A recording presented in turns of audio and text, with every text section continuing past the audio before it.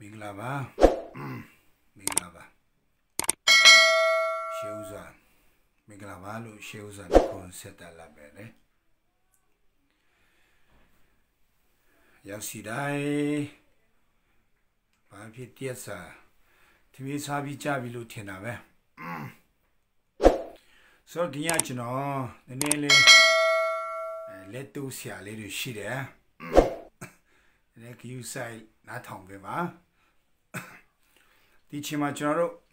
Mancanet, the Din Sissimuga Imada Yeginera Pide, the Dimbom Yomyaswa, Jaro Liboma Lunera Pide, Sura the Yachino Federal Damdo Mutima Yone Villa, Sura Jonet, and then a Biobia Chimade. And I'm joking, ma'am. The choke. We are the Yala Bisura John Dalungi, Ledui, Don do let the ma Ujiri, let to net, Ning Yimangiri. And that, but do much no Macavan Gohago, a Twitchon, a ya, tea, they look anima, Dilo, John Savi, look Shajara, Peter, and Chinny Bombi. Sura the choke, Alumi Pupede Luri, Yava Vilo, Nanganaga. So, dinero Chinoy. Bangonga limit pit or a manea, no? Limit Suran, Junoy, Baha, Miai, a woman twe, Jeromalo tabu, so Yabi Sepima Manepin the Becker, Biambi Sepulu Yabarelo Yashivarelo, Sabi Joro Sabi Lo Shane Babilo, a Joro Lumu Keseye, no? Lumu Keseye, Yimangeri. Mute Yetema Miyong Jaro Lu Chimpin Bare, Biwa Jaro Selu Adeluri, Donagon, Wu Sado Nogon,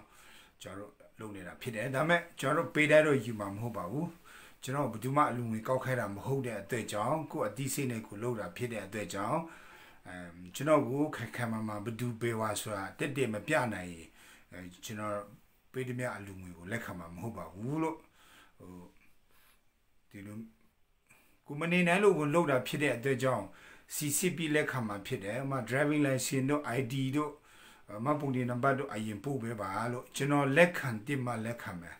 Lekanu Mea no General Lemakamu, the two email put her at there, Messenger Male, Mia do there, General Tana the Lord, Jolly Pipichin looked on Maloba Nelo. Yet don't yet lay and I have a giant jabs, John Rua,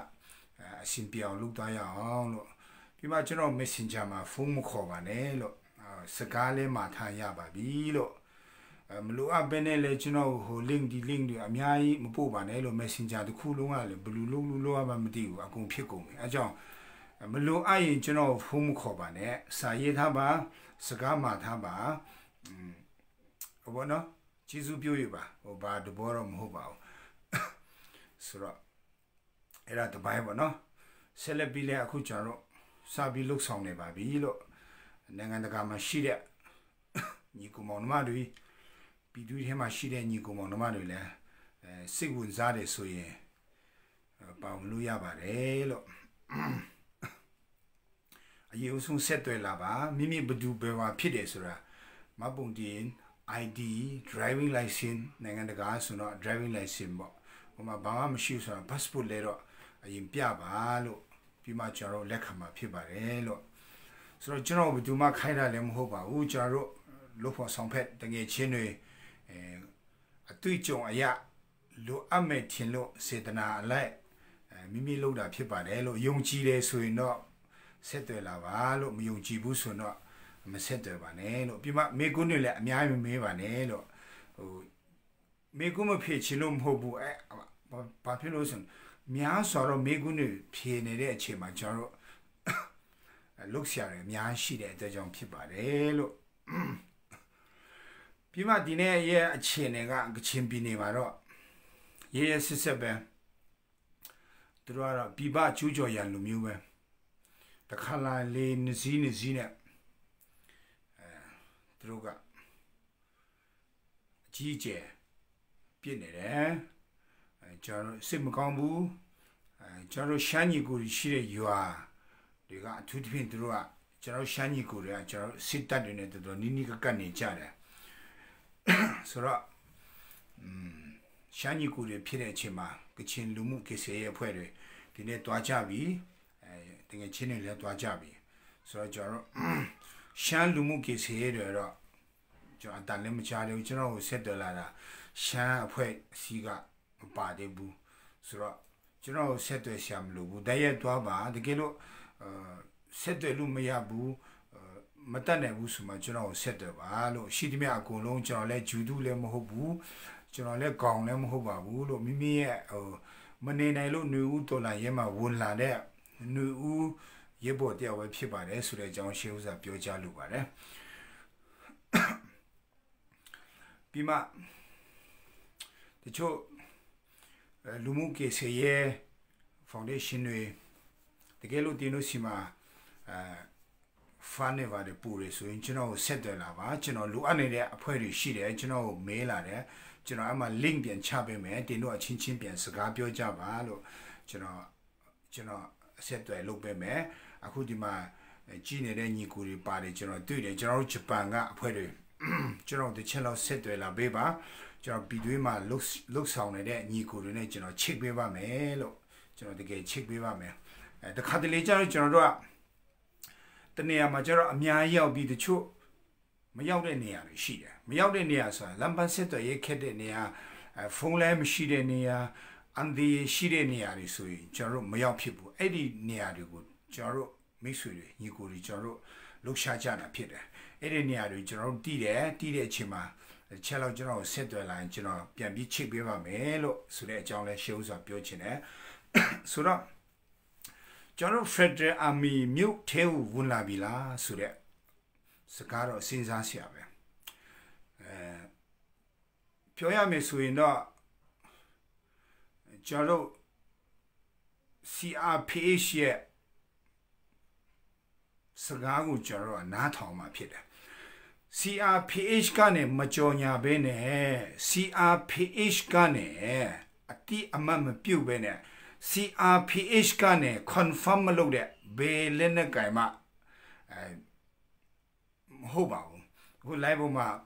ကျွန်တော်တချို့ညီကိုတွေရေးလေးနားလေတယ်ဘာကြောင့်လဲဆိုအရန်စိတ်လောနေတဲ့အချိန်မှာဒီလိုမျိုးဖြစ်သွားတာဖြစ်တယ်ဘာ Federal Army ဆိုတာစစ်သားတယောက်ဖြစ်လာဖို့ဆိုတာလွယ်တဲ့ကိစ္စမဟုတ်ဘူးနေချင်းညချင်းဘူချုပ်ထားဖြစ်တယ်ဆိုတာတော့ဒါတော့အိမ်မက်မှာပဲရှိတယ်နေချင်းညချင်းဘူချုပ်ထားဖြစ်တယ်ဆိုတာအိမ်မက်မှာပဲရှိတယ်အဲ့လိုမျိုးနေချင်းညချင်းဘူချုပ်ထားဖြစ်တဲ့လူကိုယုံတဲ့လူလည်းအများများတော့ကျွန်တော်စိတ်မကောင်းဖြစ်မိတယ်အော်ယုံတာပဲနော်လို့အော်သူတို့ခင်ဗျာတကယ်ကိုယုံရှာတာပဲအဲ့ဒါတွေဘာဖြစ်လဲဆိုရင်ကျွန်တော်တို့ရဲ့ຫນွေဦးတော်လန်ရဲကိုသူများတွေးခွဲဖို့အရန်လွယ်တဲ့နည်းတစ်ခုဖြစ်တယ်ဥပမာဦးခင်ညွန့်ဆိုပါတော့အခုဦးခင်ညွန့်ဒီလက်တက်လာတယ်ဆိုတော့ဦးခင်ညွန့်ဆိုတော့သူကအကွဲဟောင်းတွေသူကလာတတ်တယ်သူကတကယ်ကိုကောက်ကြည့်တဲ့အကွက်ဟောင်းပေါ့ဥမာတချို့ဆိုဥခင်ညွန့်ဟာကိုသူတို့နိုင်ငံရေးဝေဖန်တုံးတက်တဲ့လူငယ်တွေရှိတယ်တချို့လူငယ်တွေ2000ခုနှစ်နောက်ပိုင်းမှာမွေးတဲ့လူငယ်တွေဆို88တော့မမီလဲဘူးအဲ့တော့သူတို့ကဥခင်ညွန့်အကြောင်းကိုအတက်တရောပြောတဲ့ဟာတွေလည်းရှိတယ်ဆိုတော့ရှိပြောရရင်သူတို့မသိပါဘူးအဲ့ကလေးတွေဒါနိုင်ငံရေးလေ့လာတုံးတက်တယ်ဆိုတာကစာဖတ်ပြီးမရဘူးတမိုင်းလောက်ပဲရတယ်ဆိုတော့အတွေ့အကြုံမရှိတဲ့လူငယ်လေးတွေတချို့စာအသက်20ကျော်လေးတွေနိုင်ငံရေးသုံးသပ်တာရေးလေးအားပေးတဲ့လူလေးရှိတယ်ဆိုတော့နားထောင်ပါရပါတယ်သူ့တော်လေးပဲနည်းနည်းပါကျွန်တော်တို့ခေါင်းသုံးရအောင်ဆိုတော့ကျွန်တော်တို့ရဲ့ဒီချိန်မှာကျွန်တော်တို့လုံးဝအထီးခိုက်ခံလို့မရဘူးကျွန်တော်တို့အရန်ကိုဂရုစိုက်တဲ့အချိန်ဖြစ်တယ်အဲကြောင့်ဒီချိန်မှာ Facebook ပေါ်မှာကျွန်တော်တို့ဟိုမှာပေါ့နော်live streamer ဖြစ်ချင်လို့ live streamer လို့ခေါ်တာပေါ့ဖြစ်ချင်လို့တက်လာတဲ့လူတွေအများကြီးတွေ့ရတယ်အဲ့ဒါနည်းနည်းဂရုစိုက်အောင်နည်းနည်းဂရုစိုက်အောင်ဆိုတော့ကျွန်တော်တို့တင်းတွေကိုနည်းနည်းဂရုစိုက်ပြီးမှယုံရအောင် CRPH ကနေဟေးဒီနေ့တော့ဟုတ်ပြီနော်လို့ပြောလိုက်ဟုတ်ပြီပဲအဲ့လိုပြောလို့ မြို့မှာကျွန်တော်တို့ Federal Army မရှိဘူးလားဆိုရင်ရှိနေပြီမြို့ထဲမှာရှိနေပြီဘယ်မှာရှိနေလဲကျွန်တော်တို့ပြည်သူထဲမှာရှိနေပြီကျွန်တော်တို့တခုခုတည်င်း confirm လုပ်ချင်နေဆိုရင် generation Z တွေရှိမယ်ကျွန်တော်တို့ debate အဖွဲ့တွေရှိမယ်ကျွန်တော်တို့လူမျိုးပေါင်းစုံ debate အဖွဲ့တွေရှိမယ်ကျွန်တော်တို့ generation Z တွေရှိမယ်သူတို့ကိုကျွန်တော်တို့နည်းနည်းပါးဆက်တယ်ရဥမာ KA ထဲဝင်ချင်တဲ့စစ်တပ်ထဲဝင်ချင်တဲ့အခုကျွန်တော်ဆက်တယ်ပဲကျွန်တော်အများကြီးယာချီကျွန်တော်ဆက်တယ်လာတယ်ဆိုတော့ကျွန်တော်ဒါပုံမှန်လင်းလင်းပြောမယ်ဆိုတော့အဲ့လိုမျိုးအရင်ဆက်တယ်လာတဲ့လူတွေသူတို့တကယ်ကိုရှေ့တန်းမှာတုံးတိုက်ကြာက generation Z တွေနဲ့ပူးပေါင်းပြီးမှ debate ဝင်နေတယ်ဆိုရင်သူတို့ကကျွန်တော်ဆက်တယ်ရှာမလို့တေချပေါက်တည်တယ်နောက်တစ်ခုကျွန်တော်ပြောပြမယ်KIA ထဲပဲဝင် KNU ထဲပဲဝင်ကျွန်တော်တို့ကျောင်းသားတပ်မတော်ရှိတယ်ကျွန်တော်တို့သူ့လူမျိုးစုလိုက်ကျွန်တော်တို့ဗမာတွေဆိုကျွန်တော်ကျောင်းသားတပ်မတော်ထဲမှာ ABS မှာဝင်ရတယ်ကျွန်တော်ဂေါ်ရခါတတ်ရှိတယ်ကျွန်တော်ကချင်တတ်ရှိတယ်ဘူတင်တန်းလည်းအဲ့လိုပဲသူ့နေရာနဲ့သူတတ်စီရှိတယ်ဘလောက်ပဲရှိခင်ဗျာဘလောက်ပဲစိတ်ဝင်စားပဲတွားတင်းကိုတင်းရဲ့နောက်ကျောင်းကိုထောက်ခံပေးတဲ့generation Z တော့ငေါ CRPH လည်းသူ့တတ်မတော်နဲ့သူရှိတယ် CRPH တော့ငေါဒီကျွန်တော်တို့ debate ကိုဥဆောင်နေတဲ့တိုင်းသားပေါင်းစုံခေါင်းဆောင်အဖွဲ့အစည်းတစ်ခုခုကတော့ငေါထောက်ခံချက်မပါဘဲနဲ့တင်ဝင်သွားရင်ဘယ်သူမှတင်ကိုလက်ခံမှာမဟုတ်ဘူးပြီးမှဒလန်လုတ်ချင်လို့ဝင်သွားပါစေဦးတော့တင်အသက်ရှင်လက်လုံးဝပြန်ထွက်မသွားတရက်တော့နေမကူဘူးထပ်ပြောမယ်ကျွန်တော်တို့နေဦးတော်လန်ရဲ့ကျွန်တော်တို့training ယူနေတဲ့စစ်တပ်ထဲမှာကျွန်တော်တို့ဝန်ပြီးမှ88အကွဲမျိုးချိုးချင်တယ်88တုန်းကကျွန်တော်နာဖို့ပါကြောကျွန်တော်ကချင်ပြည်နယ်ဖက်မှာကိုမူတီဆိုတော့အဖွဲ့တယ်ဒလန်တက်ရင်းနဲ့ဒလန်မဟုတ်တာလားမသိဘူးရဲဆက်အချင်းချင်းကြောင်းသားတက်တယ်အချင်းချင်းတပ်ဖြတ်ကြတဲ့အတွေ့အကြုံတွေရှိတယ်ဆိုတော့အဲ့ဒီမျိုးတော့အဖြစ်ခံမှာမဟုတ်ဘူးခင်ညွန့်ရဲ့အကွဲတွေကတိုင်းသားလက်နဲ့ကြိုင်တွေတီးတာများနေပြီကျွန်တော်အများဆုံး KA ကပူတီးတယ်ဥခင်ညွန့်ရဲ့လုတ်ကွဲတော့အကုန်လုံးတီးဘာလို့ဥခင်ညွန့်လက်ထက်မှာနေပေါများစွာငင်းချမ်းယူထားတဲ့အဖွဲ့ဖြစ်တယ်ဆိုတော့ရောင်လူတော် KA ထဲမှာဒီလိုဒလန်တွေဝင်လာဖို့စိတ်မကူးနဲ့နေမကူးဘူးဒါကျွန်တော်စေတနာနဲ့ပြောပြတာမြို့မှာအေးစစ်စင်းနေကျွန်တော်ကျောင်းသားတမတော်ကျွန်တော် Federal တမတော်မှာအယောင်ဆောင်ပြီးမှဝင်လာပြီးမှကျွန်တော်ကျောင်းသားတမတော် Federal တမတော်ကိုဖျက်ဆီးမယ်ဆိုတဲ့ရွေးချက်နဲ့ဝင်လာရင်တင်းရဲ့အတက်ကိုအမှမခံနိုင်ဘူးဒါပူမူလင်းလင်းပြောတာဖြစ်တယ်ပြီးမှကျွန်တော်တို့အခုခင်ဗျားတို့ live မှာတွေ့မှာပါဘူးပါလဲဘူးချုပ်လားဘူးချုပ်လားတနက်ကောင်းပြစ်တက်ရလားလို့ဒီချက်တော့မေးကြည့်ပါဆိုတော့ဘူးချုပ်လားဘာဦးစီးချုပ်လားမယုံပါနဲ့လုံးဝမဟုတ်ဘူးဒီချိန်မှာလုံးဝမဟုတ်ဘူးဗမာတမတော်ဆိုလဲနောက်လိုအပ်လာရင် CRPH ကကြော်ညာလိမ့်မယ်ထွက်လာလိမ့်မယ်အဓိကတော့ကျွန်တော်တို့ဗမာတမတော်ဆိုပြီးထွက်လာမှာမဟုတ်ဘူးအဓိကကျွန်တော်တို့ကချင်တမတော်ဆိုပြီးထွက်လာမှာမဟုတ်ဘူးကျွန်တော်တို့ထွက်လာမှာက Federal Army လို့ခေါ်တဲ့ကချင်ကယားကရင်ချင်းမွန်ဗမာရခိုင်ရှမ်းလူမျိုးမခွဲခြားဘဲနဲ့တကယ့်ကိုနိုင်ငံအကျိုးကိုတည်ပူးတဲ့တမတော်အနေနဲ့ထွက်လာလိမ့်မယ်အဲ့လိုထွက်လာတဲ့အချိန်မှာကျွန်တော်တို့မြို့ပြနဲ့ကျွန်တော်တို့ပြည်သူနဲ့တရားဒီတခါနဲ့အချိန်တစ်ချိန်မှာဒင်းကနေဆိုအလုံးလုံးမဲ့အချိန်ရောက်လာလိမ့်မယ်ဆိုတော့ဒီချိန်မှာကျွန်တော်တို့မြို့မှာလဲကျွန်တော်တို့တည်တွေးတို့ပုံမဲ့ဒလန်တွေလည်းရှိတယ်သူတို့လည်းနည်းနည်းဂရုစိုက်ရအောင်သူတို့ကိုနည်းနည်းလည်းကျွန်တော်တို့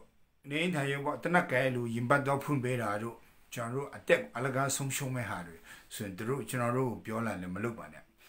ကိုလက်ဦးမှုယူနိုင်တဲ့အချိန်လောက်မှာပဲလုပ်ပါပြီးမှ Facebook ပေါ်မှာကျွန်တော်တို့တရုတ်ကိုရှောင်ပြီးတင်ကျွန်တော်ဆိုရင်ရှောင်ပြီးတင်တယ်ဥမာညီဟောင်မာတို့အော်မီထော်ဖူတို့တရုတ်လိုရေးလိုက်တာတို့သူတို့မအားလာရဲ့ဒီဖက်စစ်တပ်ရဲ့အလောင်းပုံတို့စုပ်ပြတ်တတ်နေတဲ့ရုပ်ပြက်စင်ပြက်ပုံတို့ခမည်းတော်တင်မိတာနဲ့တခါတည်း 안에서 코니에 방카야면 페이스북 방카야면 그래서 시아다리 팀배바 지치네로 벼비서 알아 좀 비벼면 에라 아다티가 나오래 믹스 영상에 이마다 아쿠 나베들라네 들어레더이 또 이이레ဖြစ်တော့ ကျွန်တော်ရဲ့ 테마 원라레들라네서 이이레 ကျွန်တော်ကိုခေါ်တော့အကူလို့ခေါ်တာ 아꾸 울레예 이러면 그래서 저로 내내 교사야 비마 저로의 페이스북도야 드딘 시시무리 뼈송공래 저로 답보문들에 사례로 저로 예야오 사례로 예야오 답보가 야야드며 홍배 피피 딜로야래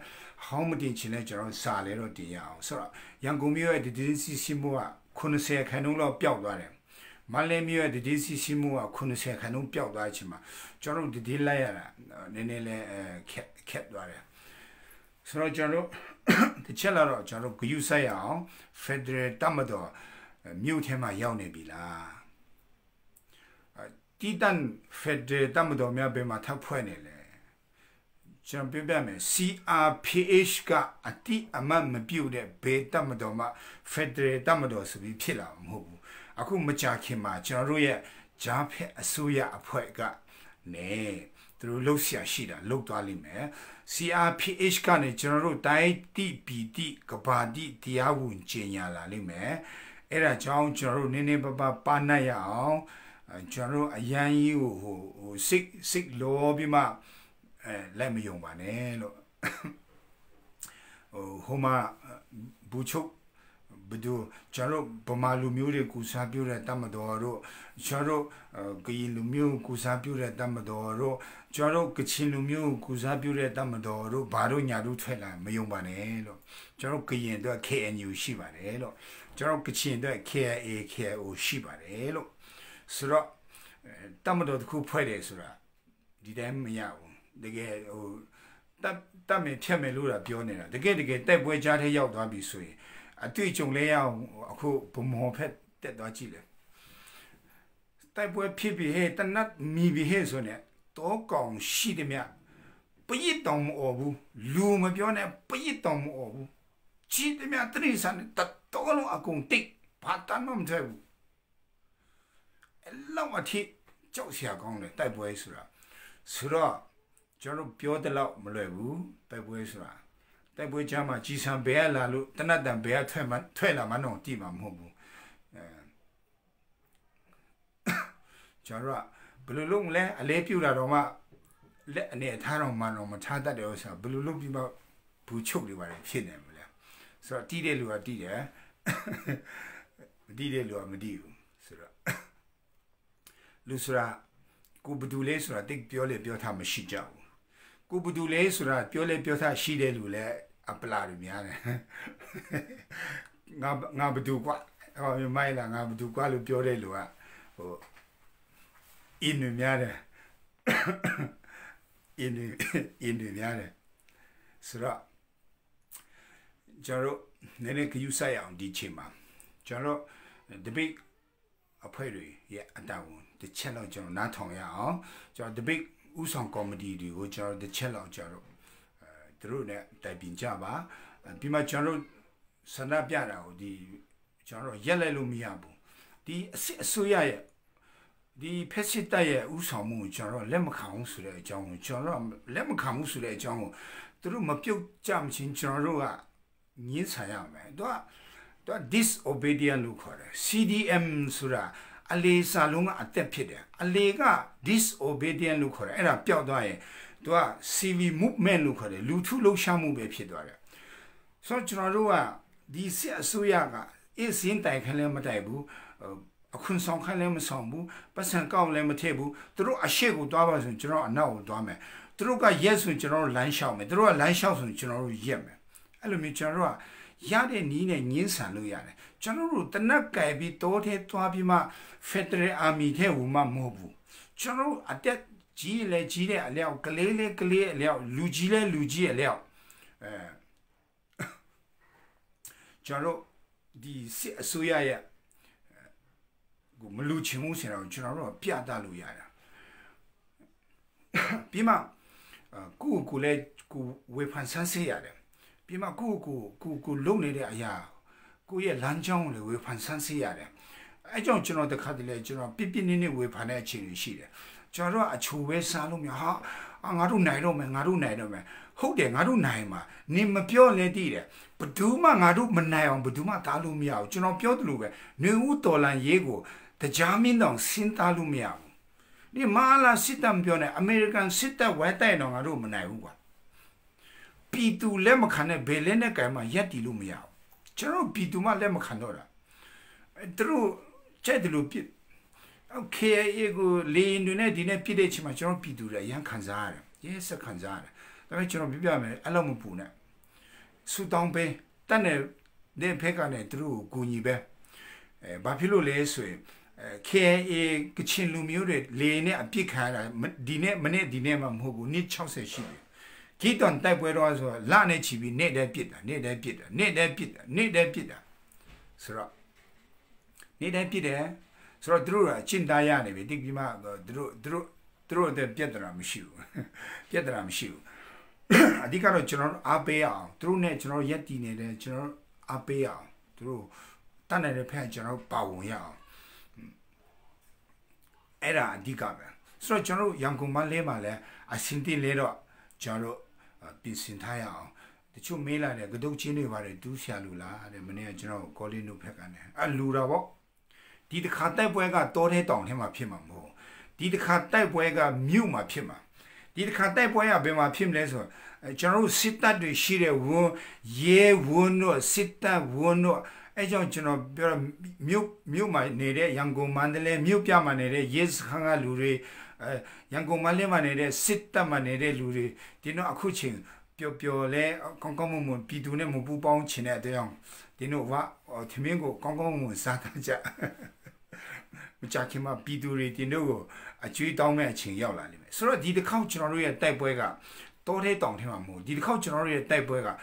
ဥမာကျွန်တော်တို့မိုဘီဆိုရင်မိုဘီစစ်တပ်ဘုံမှာဖြစ်မယ်ဒီတစ်ခေါက်တိုက်ပွဲကရဲစခန်းမှာဖြစ်မယ်တကယ့်ကိုအချက်သူတို့ရှိတဲ့နေရာမှာကျွန်တော်တိုက်ပွဲဖော်ဆောင်မှာဆိုတော့ဒီတစ်ခါက KIA ကပဲမအားလာရဲ့ရန်သူမဟုတ်ဘူး KNU ကပဲမအားလာရဲ့ရန်သူမဟုတ်ဘူးပြည်သူ54တန်းအနည်းဆုံးတန်း50လောက်ကသူတို့ရဲ့ရန်သူဖြစ်သွားတယ်သူတို့ရန်သူဖြစ်သွားတယ်ကျွန်တော်ဘာဖြစ်လို့ဒလန်တွေကိုမပန်းပဲလွတ်ထားလဲဆိုနေတော့တတိနာထောင်နဲ့အလုပ်လေးရတော့အပြင်းပြေလဲဝိုင်းပြင်းလို့ရအောင်ဆိုကျွန်တော်လွတ်ထားပေးတာလေအဲ့လိုဆိုတော့ပေါ့တော့အပြင်းပြေပေါ့ကျွန်တော်ပြောတဲ့စကားနာထောင်နဲ့ဝိုင်းပြင်းလို့ရအောင်လို့ကျွန်တော်လွတ်ထားပေးအဲ့ဒလန်တွေပါအဲ့တော့ပြင်းတော့ပြင်းအင်္ဂိုက်တော့မှဆိုလို့ဒလန်တွေလွတ်ထားပေးသူတို့အချိန်တည်းမရှိတော့ပါဘူးသူတို့ရဲ့ရက်တွေကတရက်ပြီးတရက်ကျွန်တော်တို့ရက်ကကောင်းတဲ့ဖက်သွားတယ်လို့သူတို့ရက်ကတရက်ပြီးတရက်သူတို့ကလမ်းဆုံးတော့မှဖြစ်တယ်ဆိုတော့ကျွန်တော်တို့ဆရာဖေးရှိလဲသူတို့လှုပ်ရှားရှိတဲ့အလုပ်ကိုတကယ့်ကိုလုံနေပြီတီကြလုံနေပြီကျွန်တော်တို့ KNU ကလည်းကီလူမှုအဖွဲ့အစည်းနဲ့ KNU တွေခရင်တွေလည်းတီကြလုံနေပြီကချင်တွေကတော့လုံးဝကိုလွတ်နေပြီလုံနေပြီလုံးဝကိုတကယ်ကိုဒီတစ်ခေါက်ကတော့ကျွန်တော်ကချင်လူမျိုးတစ်ခုလုံး KIA ကအစနောက်ဆုံးတိုက်ပွဲနောက်ဘေတော်မှပြီးသွေးစစ်ကိုမတိုက်တော့ဘူးနောက်ဘေတော်မှတနတ်မဖောက်တော့ဘူးဒီတစ်ခေါက်တနတ်ဖောက်တာနောက်ဆုံးပဲဆိုတဲ့ဆုံးဖြတ်ချက်နဲ့ KIA ရဲ့ဝန်လာပြီဖြစ်တယ်ဆိုတော့တခြားကျွန်တော်တိုင်းသားညီကူတွေလည်းဝန်တည်တဲ့လူလည်းဝန်လာလိမ့်မယ်ဝန်ဖူးလေးရှိတယ်ဝန်လာလိမ့်မယ်ဆိုတော့ကျွန်တော်ပြည်သူတွေစိတ်တမချနဲ့ကျွန်တော်ပြင်စီဆရာရှေ့ပြင်စီရအောင်မကြောက်ပါနဲ့ဥခင်ညအတက်ကြီးပါပြီသူ memory တွေတိတ်မကောင်းတော့အတက်ကြီးလာ memory တိတ်မကောင်းတော့အဲ့လိုမကြောက်ပါနဲ့အခုက20ရာစုလေနော်19ရာစုမဟုတ်ဘူးဒီခေတ်ကြီးမှာဒီ ID ဒီမျိုး ID ခေတ်ကြီးမှာတယောက်နဲ့တယောက်လင်လို့မရတဲ့ခေတ်မှာဘာမှလုပ်လို့မရပါဘူးသူရဲ့အကွက်တွေတီးတယ်လို့အများကြီးရှိတယ်ခင်ညွရဲ့အကွက်ကို မိတဲ့လူကဘယ်လိုမျိုးလဲဆိုလက်နဲ့ကြိုက်ထဲမှာဆိုစီးပွားရေးကိုဦးစားပေးပြီးကိုယ့်ရဲ့အကျိုးစီးပွားပဲကြီးတဲ့လက်နဲ့ကြိုက်တော့ခင်ရွရအကွက်ထဲမှာဝန်ကိုဝင်တယ်ဆိုတော့စီးပွားရေးအကျိုးစီးပွားကိုမကြည့်ပဲနဲ့တကယ့်ကိုတော်လန်ရေးကိုစိတ်ဝင်စားတဲ့ဘယ်လက်နဲ့ကြိုက်မှာဥခင်ရွရအကွက်ကိုဘယ်သူမှမမိဘူးတိတ်မကြောက်ပါနဲ့ကျွန်တော်ပြည်သူတွေလည်းတတိထားပါအိမ်မှာကျွန်တော်လှုပ်ရှားရှိတာလှုပ်ထားကျွန်တော်ဟိုမှာဆန်လေးတွေကျွန်တော်တတ်နိုင်တယ်လို့အစာ6တွေပေါ့နော်တင်းထားဆရာရှိရတင်းထားပါလို့ကျွန်တော်ပြောချင်တယ်မပူပါနဲ့မပဲဖြစ်ကျွန်တော်ပြင်ဆင်ထားရအောင်ကျွန်တော်ဘဝတကောင်ထဲနေတဲ့ညမရှိပါဘူးဆိုတော့ကျွန်တော်အောက်ပြအောက်ရွာမှာလဲကျွန်တော်စစ်ဆောင်တွေကျွန်တော်တက်ကြီးရွယ်ဦးတွေကလေးတငယ်တွေမိန်းမတွေစစ်ဆောင်တဲ့အခြေအနေမျိုးတွေကြုံလာနိုင်တယ်ဘာဖြစ်လို့ဆိုတော့အလို့စစ်ကျွန်တော်ရဲ့အခြေအနေကပြည်သွေးစစ်အကြီးကြီးကိုဥတည်နေတယ်ပြည်သွေးစစ်ကိုဥတည်နေဘာလို့ဖက်စစ်မအားလာကသူကအဲ့ဒီပြည်သွေးစစ်ကိုဥတည်နေသူကမလွတ်ချင်ဘူးလေမလွတ်ချင်သူကစစ်တလန်းမပြန်ချင်ဘူးသူကျိုးစစ်မတက်ချင်တဲ့အချိန်မှာသူကနောက်ဆုံးလက်နဲ့ရတယ်လို့သူကဖြဲချောင်းနေတဲ့အချိန်ဖြစ်တော့ပြည်သူစစ်ကိုသူကဦးတည်နေတယ်ဆိုတော့ကျွန်တော်ပြည်သူတွေနည်းနည်းအောက်ပြီးအောက်ရွာကကျွန်တော်ချစ်တဲ့တွေ့ချင်းပမာညီကိုတွေတစ်ချက်တော့ပြင်ဆင်ထားရအောင်အိမ်အောက်မှာကျွန်တော်တို့ငငယ်တော့ဆိုရင်ကျွန်တော်ဆယ်နှစ်ကျော်လောက်ကျွန်တော်ကတုတ်ချင်းမှာပဲအေးရတယ်ကျွန်တော်အဖေကကတုတ်ချင်းတူးထားတဲ့အိမ်ထဲမှာပဲကတုတ်ချင်းတူးထားတဲ့ကတုတ်ချင်းပေါ်မှာတစ်လုံးအကြီးကြီးတွေဒီတိုင်းစီထားပြီးမှအဲ့ပေါ်မှာမောကလည်းအုပ်ထားပြီးလူဝန်စားကချမ်းတော့ဖွင့်ထားတယ်ပြန်ညကြအဲ့ကတုတ်ချင်းထဲမှာမိသားစုလိုက်အေးတာပျော်စရာကြီးအရင်ပျော်စရာကြီးဆိုအဲ့မျိုးကျွန်တော်ကျဲလက်ဒေတာတွေမှာဆိုအဲ့လိုမျိုးပြင်ဆင်ထားပါတော့ဘာဖြစ်လို့လဲဆိုရင်တော်လန်ရဲမှန်တမျှအကုန်လုံးကကျဲလက်ဒေတာကိုအခြေခံပြီးမှဖြစ်လာတယ်ကမ္ဘာသမိုင်းမှာဆိုကျွန်တော်ရဲ့တော်လန်ရဲမှန်တမျှကကျဲလက်ဒေတာနဲ့အခြေခံလာတယ်အဲ့ကနေမှကျွန်တော်မြုပ်ပြဝင်လာတာဖြစ်တယ်အဲကြောင့်ကျွန်တော်အောက်ပြီးအောက်ရွာအညာဒေတာကကျွန်တော်ဗမာညီကိုတွေကိုယ့်ရဲ့ဗမာလူမျိုးအချင်းချင်းဖြစ်ပေမဲ့ကျွန်တော်စစ်အာဏာရှင်ကိုတက်ဆိုးရှည်စေမဲ့ကျွန်တော်စစ်အာဏာကိုထောက်ပံ့မဲ့မီတီလက်နက်ကိုင်ပဲဖြစ်မီတီအဖွဲ့အစည်းကိုမှတင်တော့မကူညီပါနဲ့လုံးဝမထောက်ပံ့ပါနဲ့သူတို့ရဲ့တည်င်းတွေကိုရအောင်ပို့ပေးပါကျွန်တော်အညာဒေတာကျွန်တော်ဗမာညီကိုအရန်ယူသားတယ်အရန်ယုံလွယ်တယ်ပြောရင်ယုံလွယ်တယ်ယုံလွယ်တဲ့ဟာကိုသူများအတုံးချတော့မှကျွန်တော်ကစိုးရိမ်တယ်အဲ့ဒီကွက်ပဲဆိုတော့ကျွန်တော်အောက်ပြီးအောက်ရွာကျွန်တော်ဗမာညီကိုတွေအညာဒေတာကအထက်အညာအလေပိုင်းတို့ကျွန်တော်တို့ကလူတွေကျွန်တော်ရဲ့ຫນွေဦးတော်လိုင်းရေးကိုအခုညီပေးမဲ့ကျွန်တော်ရဲ့ Federal တပ်မတော်ကိုကျွန်တော်ကတည်င်းကအစရှိသည်များအကုန်လုံးကျွန်တော်ထောက်ပံ့ရအောင်ကိုလည်းပြင်ဆင်ရအောင်ဆိုတော့အဲ့ဒါပြောချင်တယ်ပြီးမှ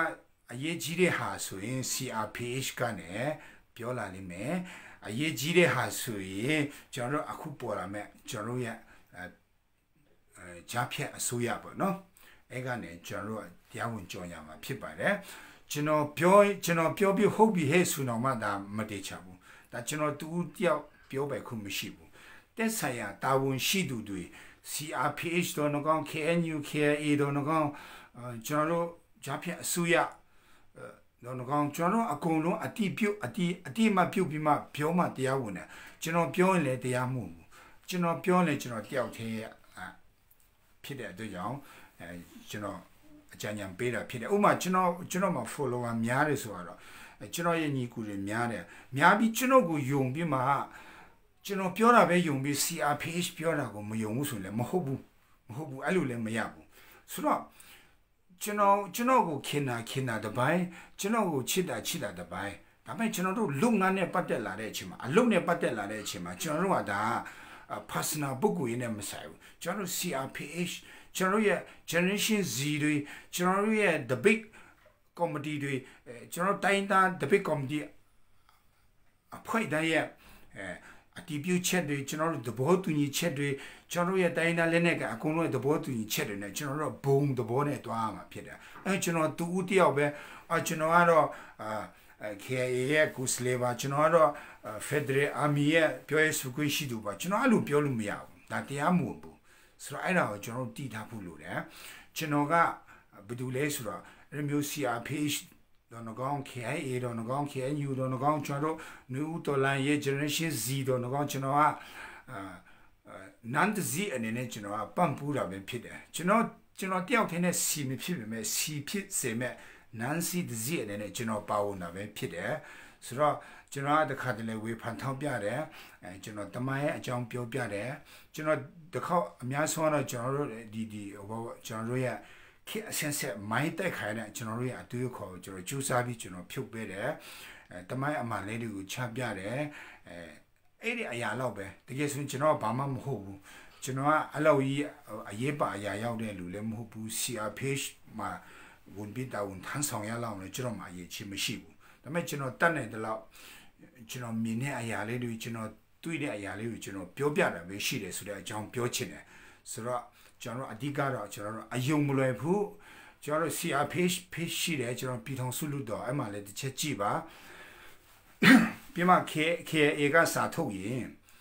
K Ega Satoyin, the Zigdon to there, Lemma to there. My general told us so see Uzi Choya Lemma Holam Hola General Biajan Biame, Buchu good moya Lemma Holam Hola to your Facebook ma, Gila, being General Biajan Dash. The Gelo K Ega Dilu Sato Tare, K Ega Mubuma Yawn and a whole last year, and General General D, General Diane General Buhu, from Sebima, a Kubima Yawn and a whole lot General Chechen General Maybe Luyan, Mahoba,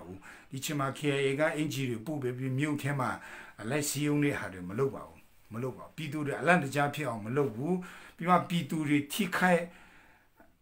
Mu Pizza, Ayao, K Air Beron Malodlo, K and you let Lomam Hobu, a gong songaro. Biduri a key a kind name a chain, Biduri bin sin be a sindin pide a chain, so not Taloga pide. So era lego, legend of Biochine, a young Loibane, Tichima, a Jaro Nangaye body, you let bin sin jare, I don't tell you Nangaye body, Jaro Dichima, that can match you no Hodobu, Jaro whip and top yaluya.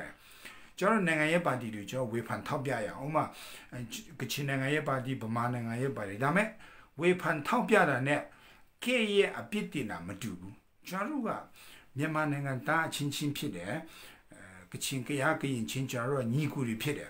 Niku repeated Chima, Landma Dorelu, Jaro, hey, ni mane there. Landman would Jaro be and Sweko with Jorma Tawu Shide. Dame Jaro, ye Niku, a Chinchin Guya, do Chinchingo, K a bit in Aro, Nabiama down, Pioraro, or Madaina Lenegaru, being looked by the Bapid and no Bapid enemy. Pure Surada, 2 year or Gondi Kabai would take care. So, General, Diana Lisa Bayam, I yet the Maule General Lisa Bayan. Jaruga, Shishin Pioe,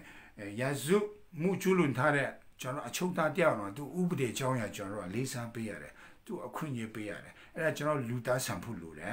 a young Joanna Cello Giusabia, Mugum Hobu. Muguma Mobu Boma de Bilon Pima Lupionevi, so Nea the Ga Adan Mila Lime. So Mupune Nea the Ga Adan Mila Lime. Adiga Akucho Pituri Pinsintago, General Lungeri, General Balone. I mean, General, the big Gongsong, Tabima, Timbudu Pidesura, Din, Dedep Tuba, Isendro Tokan Bemadin, La Luya.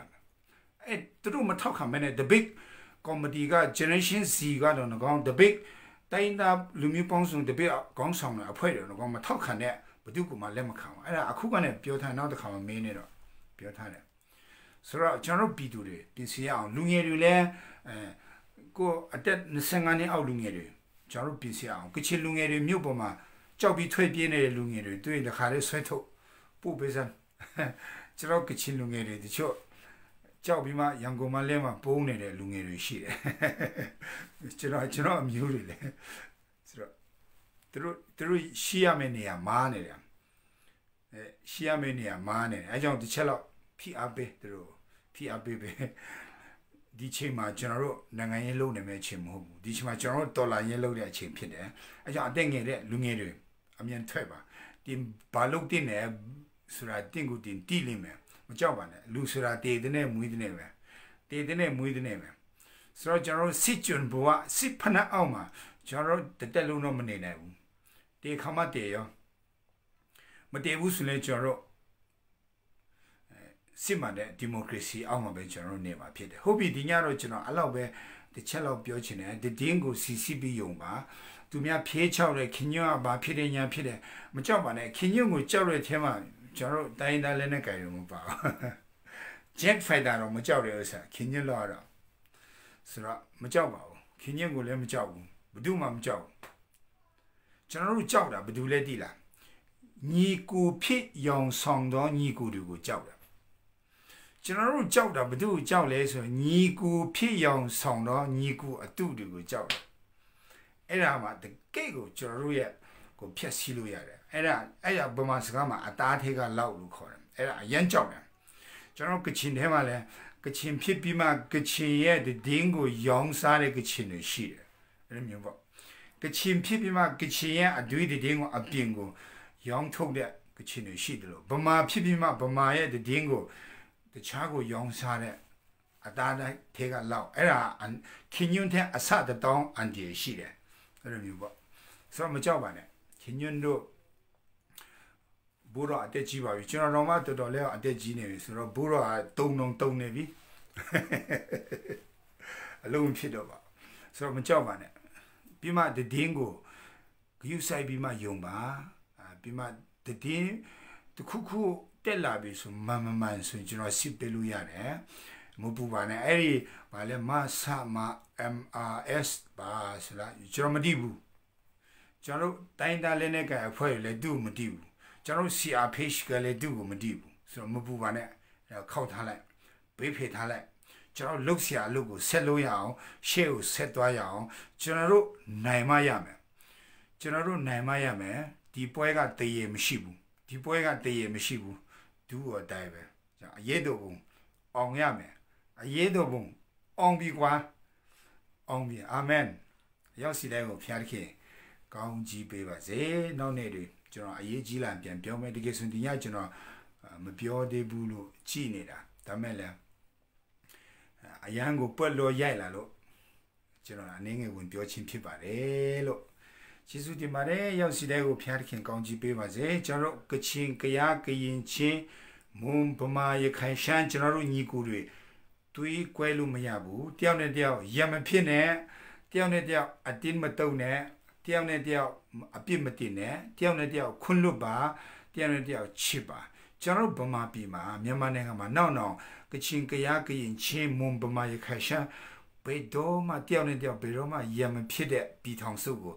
ဒီဆောက်ဖို့ရန်ကျွန်တော်တို့ရှေ့ကိုသွားနေတာဖြစ်တယ်ကျွန်တော်တို့မြန်မာနိုင်ငံဟာထာဝရငြိမ်းချမ်းတဲ့နိုင်ငံချစ်ချင်းမြတ်တာတွေနဲ့ပြီးွားတဲ့နိုင်ငံလူမျိုးရေးမိုင်းဘာသာရေးမိုင်းမရှိတဲ့နိုင်ငံဒီဆောက်ဖို့ဖြစ်တယ်ဆိုတဲ့အကြောင်းကိုပြောချင်ပါတယ်အယောက်စီတဲ့ကိုဖျားသခင်ကောင်းချီးပေးပါ